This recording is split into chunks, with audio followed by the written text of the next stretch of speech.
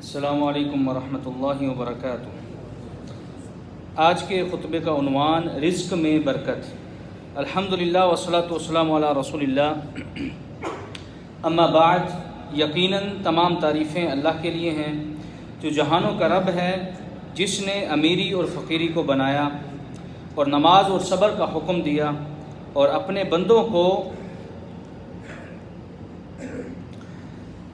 بندوں کو دنیا میں فضیلت عطا کی اور آخرت میں بھی ان کے لیے عظیم اجر رکھا۔ میں گواہی دیتا ہوں کہ اللہ کے علاوہ کوئی معبود نہیں، وہی عظمت والا اور قدرت والا ہے، اور میں گواہی دیتا ہوں کہ محمد صلی اللہ علیہ وسلم اس کے بندے اور رسول ہیں، جنہوں نے اللہ کی مخلوق کو خیر و شر کی پہچان کروائی۔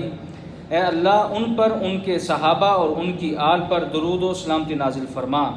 حمد و ثنا کے بعد، اے اللہ کے بندو، اللہ سے حقیقی طور پر ڈرو اور اسلام سے چمٹ جاؤ، کیونکہ اسلام ہی مضبوط کڑا ہے، اور جان لو کہ تم میں سے وہ جسم جہنم میں جائے گا جو اللہ کے خوف سے عاری ہوگا، خالی ہوگا۔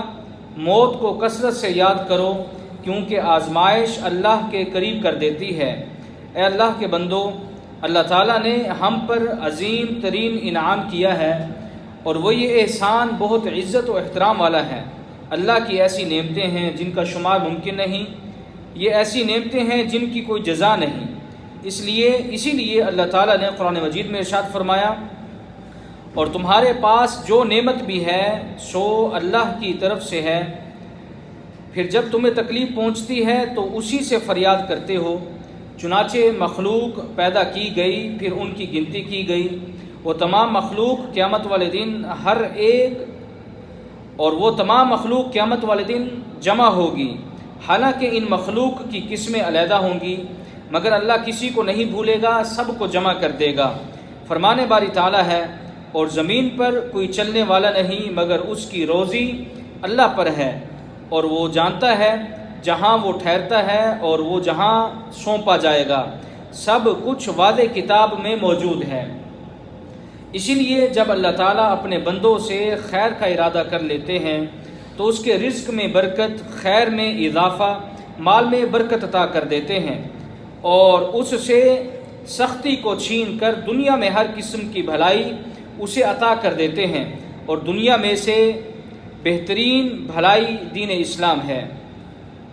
چنانچہ بندے کے مال میں برکت اللہ تعالیٰ کے عظیم فضل میں سے ایک فضل ہے، کیونکہ وہی اکیلا ایسا ہے جو برکت عطا کرتا ہے۔ اسی کے ہاتھ میں زمین و آسمان کے خزانے ہیں، جب وہ خزانے کے دروازے کھول دیتا ہے تو اسے اللہ کے علاوہ کوئی اور بند نہیں کر سکتا، اور جس دروازے کو وہ بند کر دے اسے کوئی اور نہیں کھول سکتا۔ فرمانے باری تعالیٰ ہے، اللہ بندوں کے لیے جو رحمت کھولتا ہے اسے کوئی بند نہیں کر سکتا، اور جسے وہ بند کر دے اس کے بعد کوئی کھولنے والا نہیں، اور وہ زبردست حکمت والا ہے۔ برکت ہی کی وجہ سے تھوڑے کو زیادہ کیا جا سکتا ہے، پس کتنے ہی زیادہ اللہ کے ہاں تھوڑے شمار ہوتے ہیں، اور کتنے ہی زیادہ ایسے ہیں جو اللہ کے ہاں کم شمار ہوتے ہیں۔ چنانچہ جب اللہ تعالیٰ اپنے کسی بندے سے خیر کا ارادہ کرتا ہے تو اسے مال سے نوازتا ہے، اور مال کا حصول اس کے لیے آسان کر دیتا ہے۔ اسی لیے مال میں برکت کا سب سے بڑا سبب تقوی الہی ہے۔ تقوی ہی ہے جس کی وجہ سے اللہ تعالیٰ اپنی رحمت کے دروازے کھولتے ہیں اور خیر عطا کرتے ہیں، کیونکہ فرمانے باری تعالیٰ ہے، اور اگر بستیوں والے ایمان لے آتے اور ڈرتے تو ہم ان پر آسمان اور زمین سے نعمتوں کے دروازے کھول دیتے، لیکن انہوں نے جھٹلایا، پھر ہم نے ان کے اعمال کے سبب ان کی گرفت کی۔ اسی لیے تقوی ہی وہ بنیادی عنصر ہے جو رزق میں برکت کا باعث ہے۔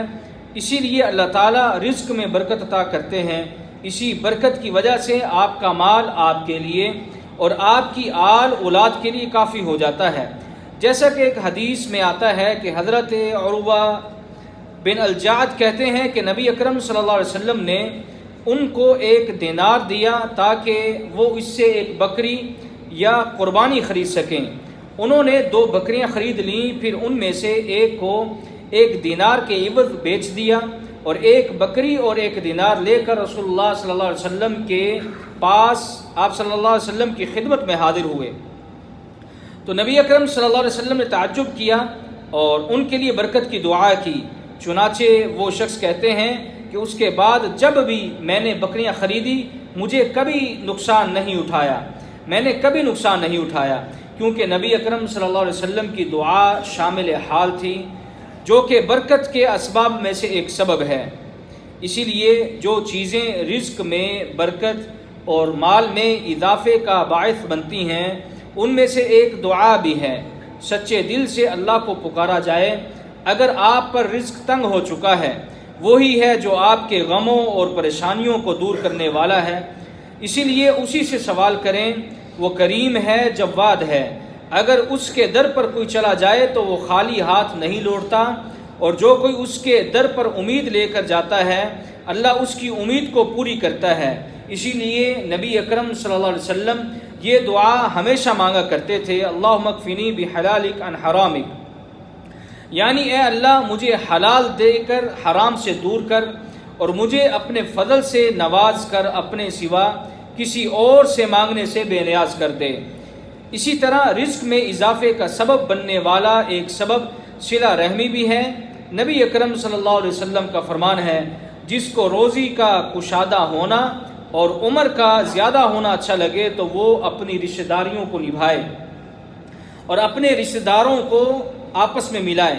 اسی طرح رزق میں اضافے کا سبب بننے والی ایک چیز صدقہ و خیرات کرنا ہے جو کہ پریشانیوں سے دور کرتی ہے، دنیا و آخرت میں خوشیاں لاتی ہے، خصوصی طور پر دنیا کی مشکلات کو ٹال دیتی ہے۔ اے اللہ کے بندو، تم دنیا والوں پر رحم کرو، اللہ تعالیٰ آسمان سے تم پر رحمت کرے گا، اور جب وہ رحمت کرتا ہے تو صبح و شام فرشتے اس شخص کے لیے دعا کرتے رہتے ہیں۔ یہ چند ایک ایسے اسباب ہیں جن سے اللہ تعالیٰ صرف روزی میں برکت عطا نہیں کرتا بلکہ عمر میں اور انسان کے احوال میں بھی اللہ تعالیٰ برکتیں ڈال دیتا ہے۔ اسی لیے کام میں محنت، کام میں اخلاص اور وقت کی پابندی یہ اللہ تعالیٰ ہمیں مسلمانوں کو سکھلاتا ہے تاکہ ہم حقیقی معنی میں سعی اور کوشش کر کے اپنے رزق کو حلال بنا سکیں، بلکہ ہمارا تو سارا دین ہی کام میں محنت کرنے کا حکم دیتا ہے۔ یہ دین حلال کمانے پر زور دیتا ہے اور لوگوں سے مانگنے سے منع کرتا ہے۔ جو لوگوں سے مانگے گا قیامت والے دن اس کے چہرے پر گوشت نہیں ہوگا، جیسا کہ حدیث شریف میں آتا ہے۔ لہذا وہی شخص مبارک اور مکرم ہے جو خود کو اپنے اہل و عیال کو پالنے کے لیے محنت اور کوشش کرتا ہے اور اس کے بدلے اللہ تعالیٰ اسے اجر عطا فرماتے ہیں۔ اسی طرح کام کرنا اور محنت کرنا انبیاء کرام کا شیوا بھی رہا ہے، اس میں کسی بھی قسم کی کوئی عار نہیں۔ ہاں، جو کام اللہ کی معصیت میں شامل ہیں ان سے دور رہنا بہتر ہے، جیسا کہ شراب کی تجارت، اسی طرح بغیر محنت کے مال کا حصول وغیرہ، جس میں انسان بیکار ہو جاتا ہے اور جسم کی طاقت وقت سے قبل ہی ختم ہو جاتی ہے، جو اللہ تعالیٰ کی عظیم نعمتوں میں سے ایک نعمت ہے۔ اسی لیے رزق کے حصول میں اللہ تعالیٰ پر بھروسہ کرنا ایمان کا ایک حصہ ہے۔ حدیث میں آتا ہے، رسول اللہ صلی اللہ علیہ وسلم نے فرمایا، اگر تم لوگ اللہ تعالیٰ پر ایسا توکل کرو جیسا کہ اس کا حق ہے تو تمہیں اسی طرح رزق ملے جیسے ایک پرندے کو رزق ملتا ہے، صبح خالی پیٹ نکلتا ہے اور شام کو پیٹ بھر کر وہ واپس لوٹتا ہے۔ اسی لیے جو بھی رزق کے لیے نکلے گا اسے رزق ملے گا اور اللہ تعالیٰ اس میں برکتیں بھی ضرور نازل فرمائے گا۔ اللہ تعالیٰ میرے اور آپ سب کے لیے قرآن مجید کو خیر و برکت والا بنائے، مجھے اور آپ سب کو اس ذکر حکیم سے مستفید ہونے کی توفیق عطا فرمائے۔